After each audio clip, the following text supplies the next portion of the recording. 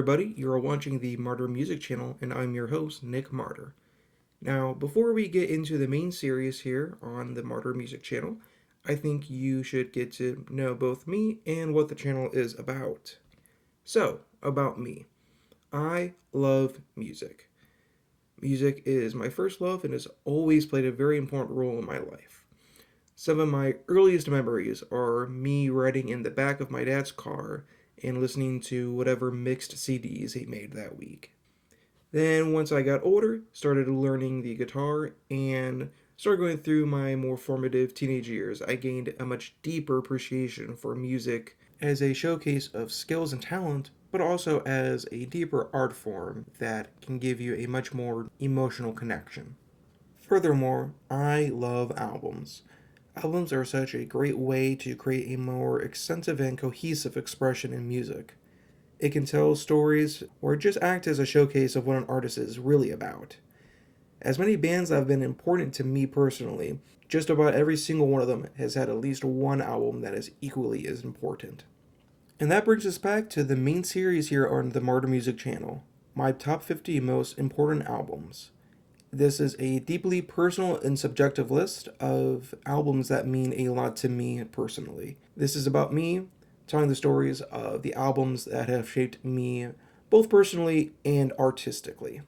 But before we get into the list, I'd like to set up some ground rules for what makes an album qualified to be on here. 1. It must be an important album for my life. Like I said, this is a subjective and personal list. So don't expect an album to be on here just because it's on Guitar Magazine or Rolling Stone Magazine's Top 100 Albums. Number 2, it must be a studio album by a single artist or band. So that would disqualify compilations or live albums or even shared albums. Number 3, it must be at least 30 minutes long and have 9 tracks.